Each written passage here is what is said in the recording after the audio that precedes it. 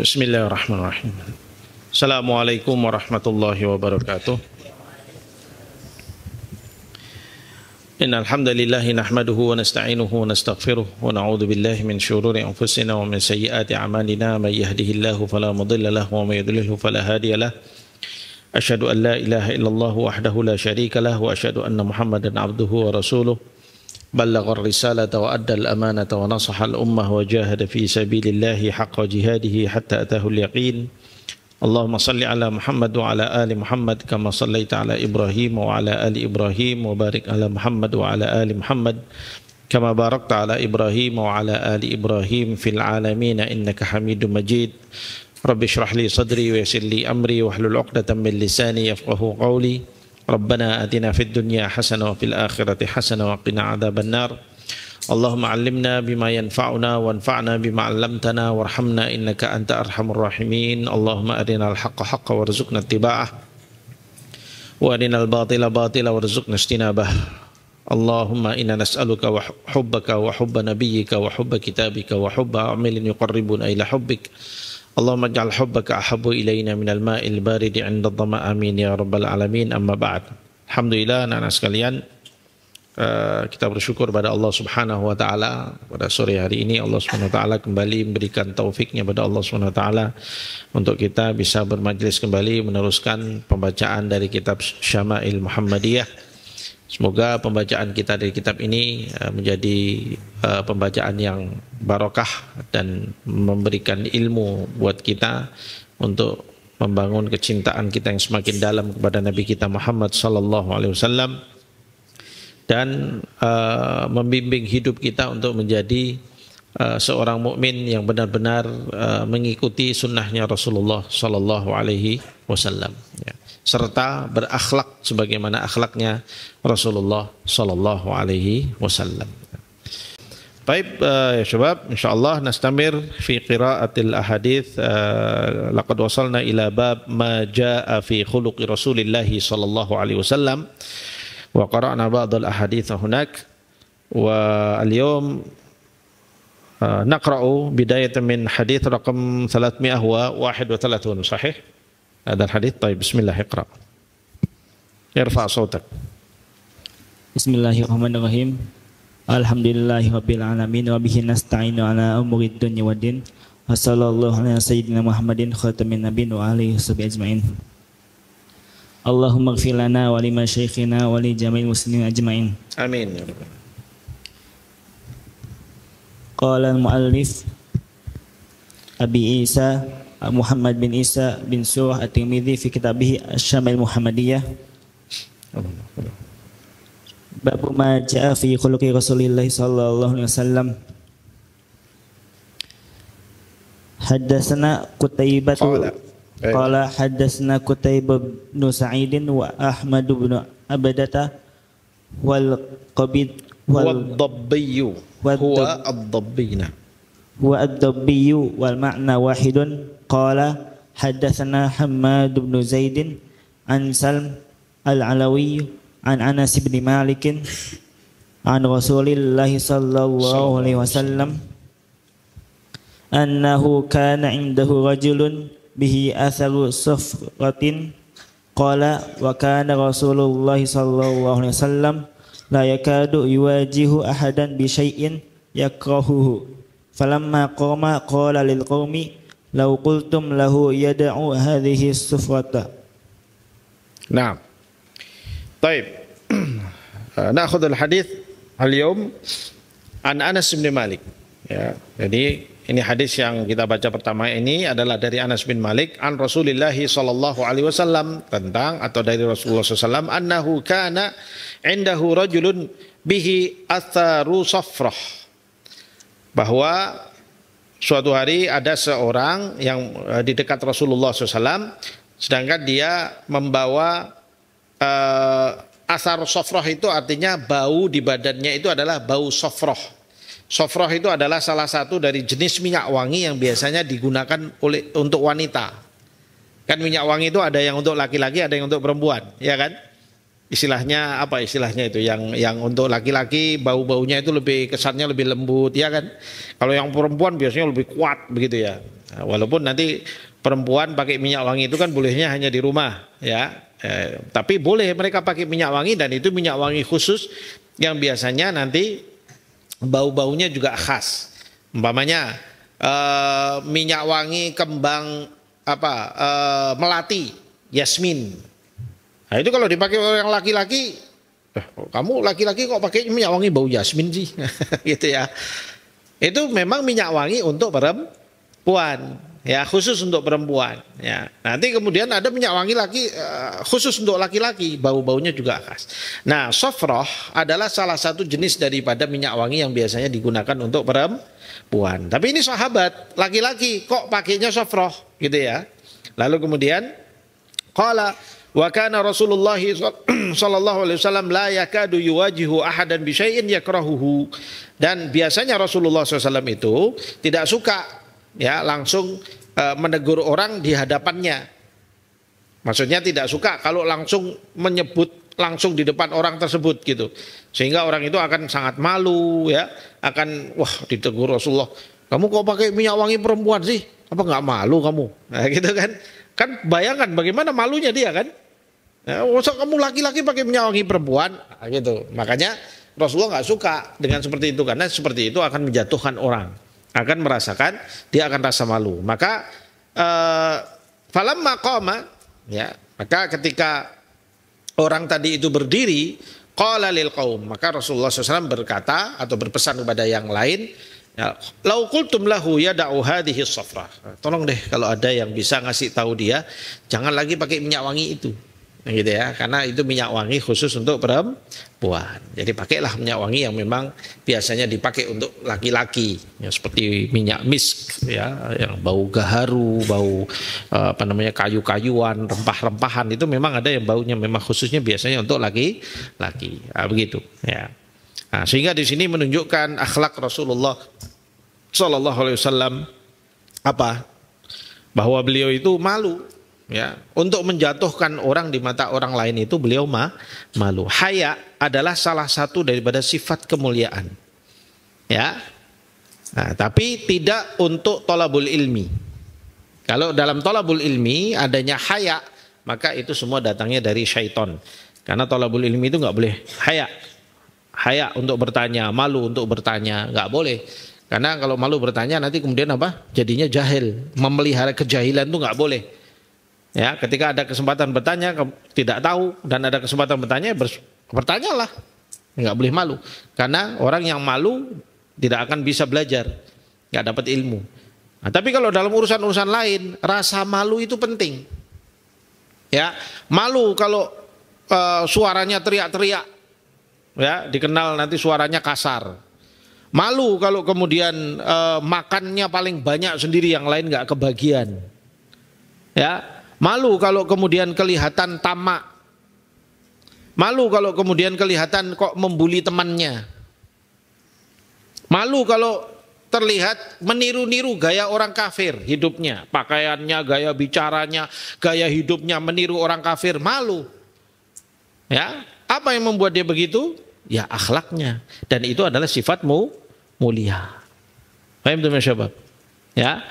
Tapi kalau orang malu dalam thalabul ilmi, lah, ini adalah sesuatu yang tidak benar. Nah, di sini sifat malunya Rasulullah Sallallahu Alaihi Wasallam. Tapi ada satu hal, ya syabab, ya, di sini Rasulullah malu untuk menegur itu langsung, ya, nggak enak, ya, untuk menegur dia, karena ya beliau malu sendiri, karena orang itu melakukan sesuatu yang masa sih laki-laki pakai minyak wangi perempuan, ya, jadi agak beliau malu sendiri. Tapi ada mauqif tertentu, posisi-posisi tertentu, kalau memang suatu hal itu harus ditegur pada waktunya, ya beliau harus menegurnya pada waktunya, nggak boleh menunda-nunda. Ya, ya, contohnya di dalam pernah suatu hari ada seorang sahabat, ya, Abdullah bin Amr radhiyallahu anhu, ya, beliau memakai baju warnanya merah. Lalu kemudian Rasulullah SAW langsung menyebutkan sesungguhnya ini adalah pakaian yang biasanya dipakai oleh orang kafir. Ya, jangan dipakai oleh orang Islam, model seperti ini jangan dipakai, begitu. Ya, kemudian juga pernah ada seorang datang kepada Rasulullah Shallallahu Alaihi Wasallam, lalu kemudian menyebutkan, ya Rasulullah, saya ini sudah malas mau ikut sholat jamaah di masjid. Ya, maksudnya di masjid tempat dia pada saat itu, karena tempatnya agak jauh, bukan di Masjid Nabawi. Lalu kemudian Rasulullah tanyakan, loh kenapa? Kenapa kamu tidak kok jadi malas sholat jamaah di masjid? Karena imamnya bacanya panjang ya Rasulullah. Padahal saya ini punya banyak urusan di pasar. Ya orang awam kan kerja, dia mau jualan, dia mau apa. Saya banyak urusan. Ya, tapi sholatnya panjang sekali sehingga waktunya habis ya untuk itu.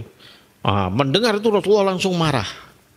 Ya, bahkan beliau langsung ya dengan tegas menyuarakan, ayuhan nas, inna minkum la munaffirin. Sungguh di antara kalian ada orang-orang yang suka menjadi munafir. Apa makna munafir? Munafir itu yang menjauhkan orang dari kebaikan. Munafir, tanfir itu apa? Menjauhkan orang, gitu ya, mengusir orang dari kebaikan. Ya, apa maksudnya munafirin yang dimaksud? Yaitu seorang yang ngimami sholat lalu panjang bacaannya, nggak peduli dengan makmumnya. Makanya kemudian pesan Nabi SAW, ya. Barang siapa di antara kalian yang mengimami ya jamaah, maka fal yujawiz, maka hendaknya dia meringankan bacaannya, memendekkan.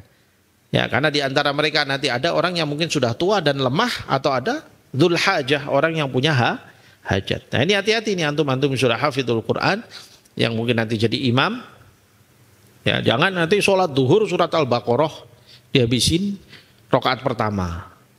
Rakaat keduanya surat Ali Imran dihabisin. Kalau kamu sholat sendiri silahkan.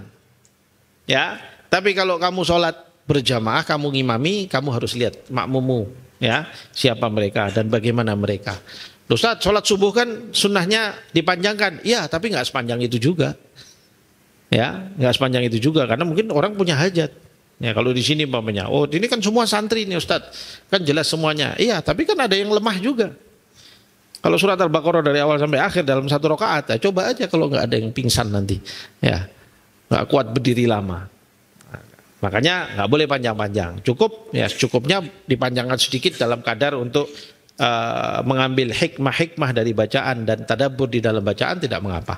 Tapi kalau kemudian kepanjangan, maka itu bisa menjadi tanfir. Orang akhirnya lama-lama jadi keberatan untuk ikut sholat jamaah. Nggak suka ikut sholat jamaah. Ya, ada tuh Ustadz pernah juga menemukan orang yang mengeluhkan. Ya, ini di Solo ya. Ada orang cerita sama Ustadz, wah kalau sholat di masjid sana itu, Masya Allah saya tuh pusing. Loh kok bisa pusing? Kenapa Pak? Sujudnya lama sekali. Loh sujud lama kan bagus. Ya, sujud lama itu bagus. Ini, tapi orang kan berbeda-beda. Jadi berdirinya lama, rukuknya lama sekali, sujudnya lama sekali katanya gitu. Akhirnya orang merasa berat di masjid itu. Ya, itu sampai ada di sekitar kita. Artinya itu bukan hanya terjadi di zaman Rasulullah, ya, tapi di zaman sekarang juga seperti itu. Apalagi di zaman sekarang ya sahabat, di mana imannya orang mukmin di zaman sekarang tidak seperti mana imannya para sahabat dahulu. Ya kan? Sehingga ketika kalau kamu sholat kepanjangan, rukuknya panjang, berdirinya panjang, rukuknya panjang, sujudnya panjang, ya orang akhirnya lama-lama keberatan. Ya, sujud, kalau orang tidak biasa sujud lama itu pusing kepalanya. Kalau nggak biasa loh ya. Tapi kalau sudah terbiasa aman. Nah, tapi kan orang kan awam bisa macam-macam. Makanya harus diukur. Nah, begitulah yang saat itu terjadi. Jadi kalau memang ada sebuah mauqif yang penting, Rasulullah SAW biasanya langsung menegur, ya harus menegur. Ya, karena takhirul bayan an wad'il hajah la yajuz. Tidak boleh mengakhirkan penjelasan dari suatu posisi yang sangat diperlukan. Nggak boleh. Pada saat diperlukan ya harus disampaikan. Ya, kalau memang saat itu. Kalau bisa memang diakhirkan dan kemudian disampaikan secara privat, ya maka disampaikan secara privat teguran-teguran tersebut seperti mana yang dilakukan oleh Rasulullah SAW di dalam hadits yang sedang kita baca ini. Ya. Jadi kesimpulannya ada tempat-tempat yang penting untuk ditegur langsung, ada yang tidak penting untuk ditegur secara langsung, dan kita harus pintar-pintar untuk bisa membedakan posisi-posisi tersebut. Wallahu a'lam bishawab. Nah, Samir. Assalamualaikum. Qala haddatsana Muhammad bin Bashar Muhammad bin Bashar. محمد بن بشار قال حدثنا محمد بن جعفر قال حدثنا شعبة عن أبي إسحاق عن أبي عبد الله الجدلي واسمه عبد بن عبد عن عائشة أنها قالت لم يكن رسول الله صلى الله عليه وسلم فاحشا ولا متفحشا ولا سخابا في الأسواق ولا يجزئ بالسيئة السيئة ولكن يعفو ويصفح. Nah, Ana Aisyah radhiyallahu anha annaha qalat lam yakun Rasulullah sallallahu alaihi wasallam fahishan wala mutafahhishan. Aisyah radhiyallahu anha ummul mukminin menceritakan adalah Rasulullah sallallahu alaihi wasallam itu tidak bersifat fahish. Apa itu fahish? Fahish itu keji. Keji itu maksudnya orangnya itu apa ya, kalau bahasa kita itu nganyelke. Bahasa Jermannya nganyelke, enggak tahu kalau bahasa apa. Tahu nggak nganyelke? Pokoknya enggak, orang kalau ngelihat nggak seneng gitu. Dengan sikap apanya pun nggak nyenengke. Nah, itu namanya fahish. Kalau ngomong nggak enak didengar, ya. Kalau ketawa, ketawanya jelek, gitu ya. Kalau megang apa-apa rusak, pecah, gitu ya. Kalau ngelihat apa-apa, ya, ngelihatnya juga dengan mata yang nggak nyenengke, ya, begitu. Itu namanya fahish, ya, orang yang fahish. Nah, kita, ya, Rasulullah SAW itu bukan yang fahish, ya. Nah, itu terlihat nanti di dalam akhlak seseorang. Makanya apa-apa itu kita, ya, diusahakan selalu berhati-hati, ya, di dalam berbicara berhati-hati, melihat apapun berhati-hati, mengeluarkan suara juga berhati-hati. Begitulah akhlaknya Rasulullah SAW, sehingga Rasulullah itu dimanapun berada, fahuwa mahbub, dia dicintai oleh siapapun yang ada di sekitarnya. Makanya akhlaknya beliau ternyata kata Aisyah radhiyallahu anha apa? Lam yakun fahishan wala mutafahishan, ya, bukan jadi orang yang keji atau yang selalu berlaku keji. Wala sakhaban fil aswaq. Nah, ini sakhab. Mana sakhab? Sakhab itu yang selalu teriak-teriak. Nah, ini nih, kadang-kadang suka gurau, gojekan, ya, kemudian ketawanya keras gitu. Kadang-kadang Ustadz masih suka dengar, kadang-kadang ya di kamar mana gitu, nanti Ustadz di kantor masih dengar tuh. Nah, itu nggak boleh, ya. Sakhab itu akhlak yang buruk. Bahkan itu termasuk angkarul aswat. Ya. Waghdud min sautik fa inna angkarul aswati la sautul hamir. Kata Allah Subhanahu wa taala. Ya, dan rendahkanlah suaramu. Fa inna angkarul aswati la sautul hamir, karena sesungguhnya suara yang mungkar adalah suara himar. Coba konteksnya ayat itu Allah sedang berbicara apa? Awalnya perintah untuk merendahkan suara. Maka mafhum mukhalafah atau kebalikan dari suara rendah adalah suara yang tinggi, yang teriak-teriak. Sakhab. Yang disebut oleh Allah di dalam ayat itu sebagai angkarol aswat. Paham tuh? Jadi yang Allah maksud dengan angkarol aswat adalah suara yang suka teriak-teriak. Suara yang keras, kalau ngomong tidak punya ukuran dengan depannya. Ya, nah, kalau itu orang-orang Badui bagaimana? Nah, itu orang Badui, bukan contoh kita. Ya, orang-orang desa, kadang orang gunung, kalau ngomong teriak-teriak apa dan sebagainya, jangan dicontoh. Contohlah Rasulullah Shallallahu Alaihi Wasallam. Apalagi kita adalah tullabu ilmin, ya, sudah tahu ilmunya. Jangan suaranya keras, ya, gojekan keras, teriak-teriak, ya. Bukan begitu akhlak orang mukmin. Orang mukmin itu terlihat, orang melihat dari haiahnya orang mukmin itu teduh. Ya, teduh, orang senang melihatnya. Rasulullah SAW itu orang melihat beliau itu langsung teduh. Nah, begitu. Makanya Aisyah di sini mengatakan wala sakhaban, ya, wala sakhaban fil aswaq. Nah, di sini disebutkan fil aswaq, di pasar. Artinya suka teriak-teriak di pasar. Ada kan orang kalau dagang di pasar itu nawarkan barangnya sambil teriak tuh, wah ini, ya. Nah, itu termasuk sakhab. Ya, terus gimana kalau nawarkan? Ya sepantasnya aja, ya sepantasnya aja. Ya, atau kemudian kalau orang berteriak, suaranya dikeraskan itu karena dia ingin mendapatkan perhatian orang banyak. Nah, biasanya kalau sudah seperti itu nanti kemudian akan mendolimi suara yang lain. Sama dengan kalau kita berdiskusi atau berdebat umpamanya dalam perdebatan. Ya, kadang biasanya dalam perdebatan itu kemudian muncul rasa ingin menang sendiri. Rasa ingin menang sendiri itu mendorong kita untuk mengangkat suara kita. Kadang-kadang kita sampai lupa kita sedang berbicara dengan siapa. Kita sedang berbicara orang yang harusnya lebih kita hormati, tapi karena kita sedang berdebat, karena kita inginnya menang sampai suara kita angkat tinggi sekali, ya itu masuk di dalam angkarul aswat, ya, dan itu jauh dari akhlaknya Rasulullah Sallallahu Alaihi Wasallam. Fahim tuh masyaallah, ya. Nanti kalau kamu lihat teman-teman kamu teriak-teriak, gojekan teriak-teriak, kamu tegur. Ya, nggak begitu akhlak kita, nggak boleh. Akhlak kita seperti itu nggak boleh. Akhlak kita ini Rasulullah SAW lam yakun sakhaban, ya, beliau tidak menjadi orang yang bising, yang suka teriak-teriak suaranya seperti itu.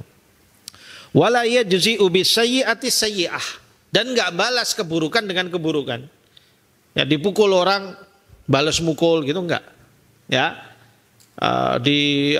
Disumpahi orang balas nyumpahi orang gitu ya, enggak, ya. Kalau buruk nggak dibalas buruk. Di jalan serempetan dipentelengi orang ini kemudian balas mentelengi gini lagi gitu ya. Itu akhlak buruk. Kita tenang aja. Ya, bagi orang itu tenang. Namanya di jalan senggolan ya biasa semuanya bergerak. Ya kan? Nah, lain kalau kamu ditabrak. Kalau kamu ditabrak lah baru ada urusan kita selesaikan. Itu pun juga harus dengan kepala dingin, dengan akhlak. Ya, hak-hak kamu minta sama dia. Kalau kamu ditabrak, lah itu nggak apa-apa. Tapi kalau kemudian di situ kamu balas keburukan dengan balas keburukan, diserempet, kamu kejar, serempet lagi, ya. Kemudian ditabrak, balik tabrak lagi. Nah, itu akhlak jelek. Ya. Kata beliau, la yajzi'u bisayyi'ati sayyi'ah. Beliau tidak membalas keburukan dengan keburukan. Ya, dijuluki, kalau bahasanya itu diejek, pakai kata-kata yang nggak bagus, dipanggil dengan nama yang tidak bagus, jangan dibalas. Ya, karena itu adalah sebuah akhlak yang buruk. Ya, kamu diejek apa, kemudian kamu ngejek balik, oh kamu gini, kamu juga gini, apa gitu namanya.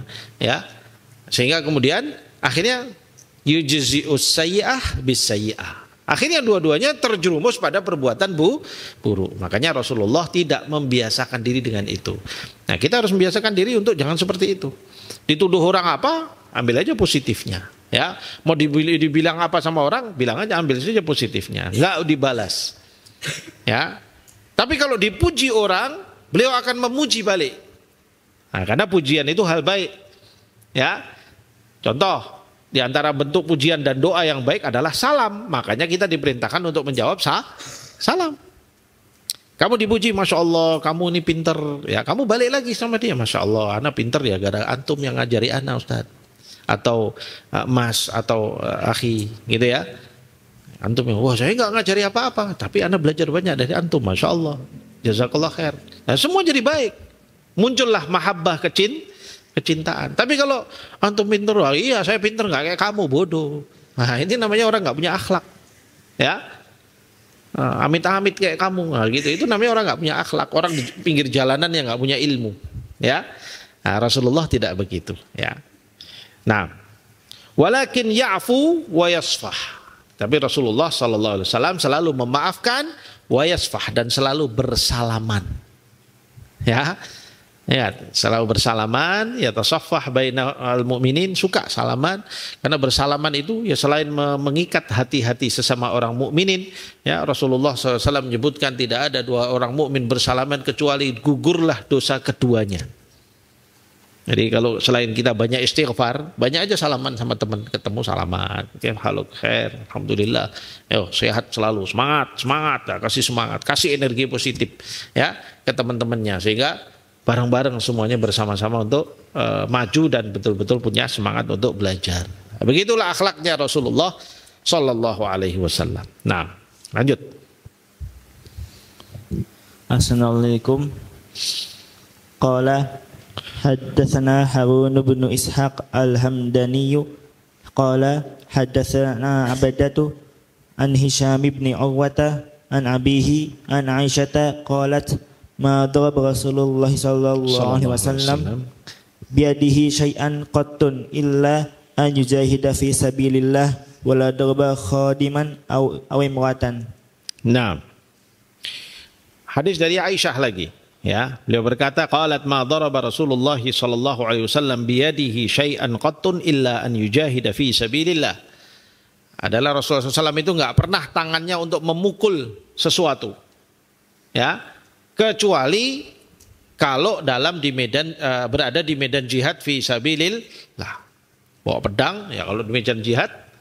Medan jihad itu berhadapan dengan musuh-musuh Allah yang jelas-jelas memusuhi dinullah, memusuhi Allah Subhanahu wa taala dan Rasulnya.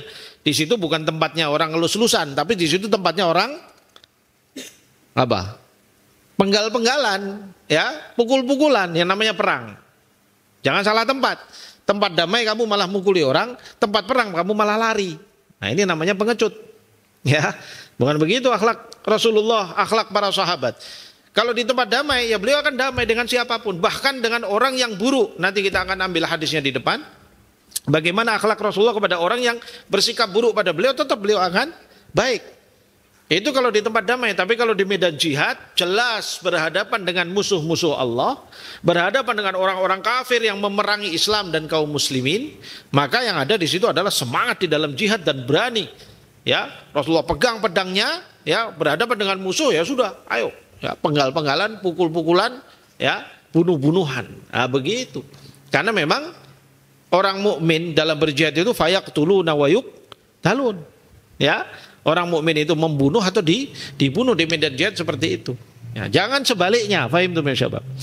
Karena itu menjadi akhlak buruk kalau sebaliknya. Di tempat damai kamu malah suka mukuli orang, ya, suka melukai orang. Nah, tapi di tempat perang kamu malah kabur, nggak berani apa-apa. Nah, itu namanya orang pengecut. Ya, jauh. Akhlak orang muslim tidak seperti itu. Ya, Rasulullah di tempat damai tidak pernah mukul orang, tangannya dijaga, tidak pernah jahilin orang. Ya, nggak pernah melakukan perbuatan-perbuatan sehingga orang lain kemudian merasa dirugikan atau terganggu oleh tangannya, terganggu oleh sikap-sikapnya. Enggak, Rasulullah jaga semua itu. Tapi kalau di medan jihad beliau memukul. Ya, illa an yujahida fi sabilillah, wala daraba khadiman aw imra'ah. Dan Rasulullah juga nggak pernah memukul khadim, ya, memukul seorang khadim yang melayani beliau. Khadimnya Rasulullah siapa? Anas bin Malik, ya. Kemudian sahabat-sahabat yang sedang melayani beliau, umpamanya ada salah atau apa, beliau pukul, itu nggak ada.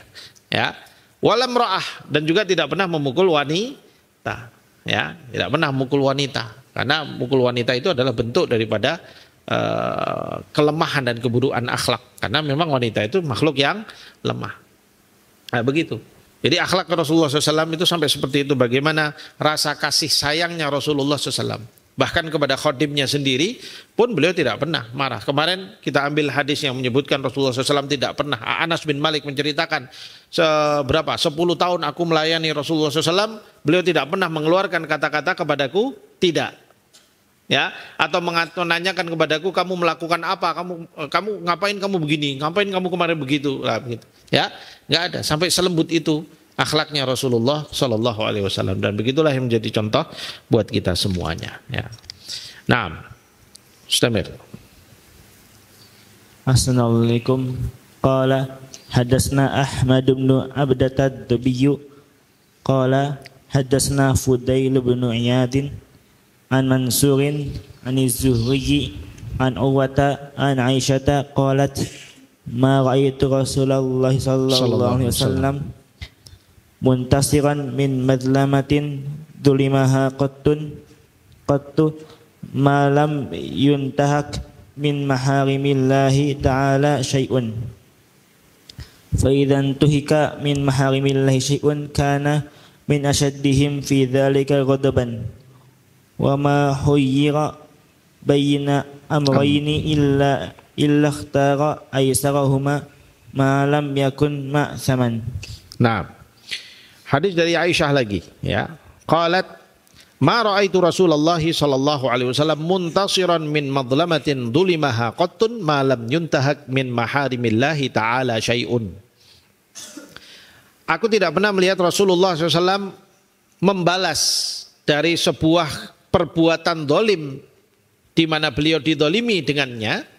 Ya, aku tidak pernah melihat Rasulullah SAW membalas perbuatan dolim yang ditimpakan kepadanya. Pokoknya begitulah, mungkin maknanya lebih mudah. Ya, malam yuntahak min maharimillahi ta'ala syai'un, selagi tidak ada pelanggaran terhadap batas-batas maharim atau batas-batas yang ketentuan Allah Subhanahu wa taala. Jadi Rasulullah kalau didolimi secara dirinya, ya, umpamanya Rasulullah diejek, ya, dibilang apa. Kalau dirinya yang diejek, beliau diam aja, ya, nggak membalas. Tapi kalau yang diejek, kalau dipermainkan, dihinakan adalah maharimnya Allah, syiar dinullah, ya, Al-Quran, ayat Allah diejek, dipermainkan, syariat Allah diejek, dipermainkan, ya, nabi-nabinya Allah dihina dan sebagainya, maka Rasulullah SAW akan bangkit untuk melawan, untuk membela kehormatan syariatnya Allah Subhanahu wa taala. Ya, seperti itu akhlaknya Rasulullah SAW. Tapi kalau dirinya yang dihina, beliau diam saja. Terserah mau dihina apa, beliau diam saja. Ya, ini kata Aisyah radhiyallahu anha. Fa idzan tuhika min maharimillahi syai'un kana min asyaddihim fi dzalika ghadaba. Apabila ada salah satu dari maharimnya Allah Subhanahu wa taala yang dilanggar atau dihina atau diremehkan, maka beliau akan menjadi orang yang paling keras, paling tegas di dalam apa? Marahnya atau di dalam bangkit untuk membelanya. Ya.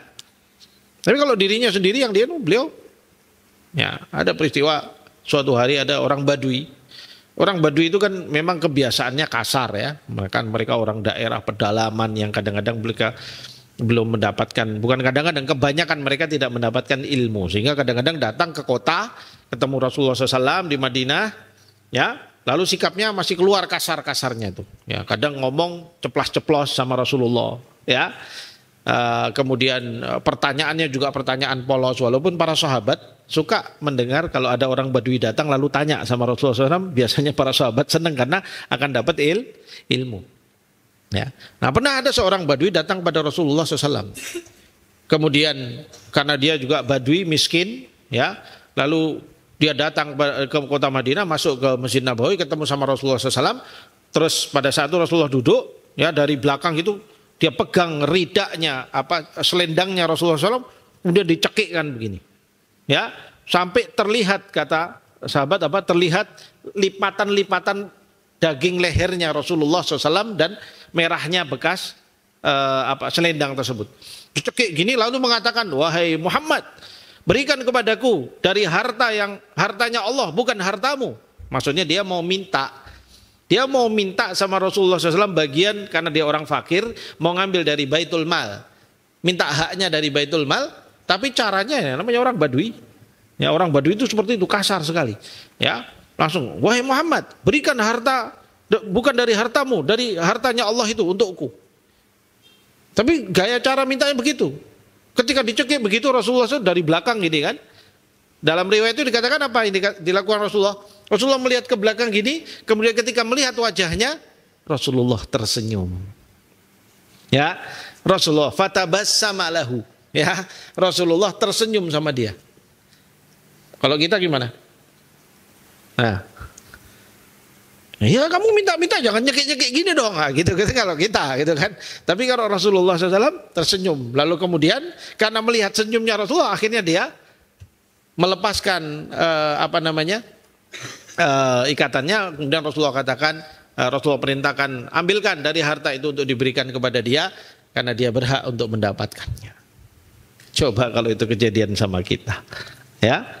Ya, Rasulullah SAW itu kalau dirinya yang dihina, dirinya yang didolimi, dirinya apa, beliau akan tenang saja, ya, dan tidak membalas. Nggak ada kemudian membalas lagi, kamu nyekik saya tadi, aku cekik lagi sama kamu gitu. Kamu minta baik-baik aja, ngapain sih pakai cekik-cekik segala, itu kan kita gitu ya. Dan itu akhlak yang buruk. Nggak harus seperti itu. Ya, tadi udah kita baca bahwa Rasulullah SAW, ya, tidak membalas keburukan dengan keburukan. Ya, jadi kalau dirinya yang dihina, ya, tidak ada masalah. Ya. Kemudian faidan tuhika min maharimillah, mana? Min maharimillahi syai'un kana min asyaddihim fi dzalika ghadaba wa ma khayyira baina amrayni illa ikhtara aisarahuma ma lam yakun ma'thaman. Nah, ini penting nih, ya. Tidak diberikan kepada beliau dua pilihan suatu masalah, umpamanya ada dua pilihan A dan B, kecuali pasti beliau akan memilih mana yang lebih ringan, mana yang lebih mudah. Ini menjadi kebiasaan Rasulullah SAW. Ya, karena memang Islam ini kata Allah Subhanahu Wa Taala, wa nuyassiruka lil yusra. Islam ini Allah hadirkan ya untuk memudahkan, bukan untuk mempersulit. Ya, Allah Subhanahu Wa Taala tidak menurunkan syariat ini untuk mempersulit. Makanya Rasulullah SAW dalam pesannya yassiru wala tu'assiru. Kalau ada urusan bisa dimudahkan, dimudahkan aja, jangan dibikin ruwet. Ya, jangan malah sebaliknya. Ya, kalau bisa dipersulit, kenapa harus dipermudah? Nah, ini namanya orang nggak tahu akhlak. Ya, kalau Rasulullah kalau bisa dipermudah, kenapa harus dipersulit? Nah, begitu. Islam mengajarkan kepada kita, kalau bisa dipermudah, kenapa harus dipersulit? Ya, tapi bukan berarti kemudian menjadi orang yang suka gampang ke permasalahan alias sembrono. Tahu sembrono? Sembrono itu menganggap segala urusan gampang.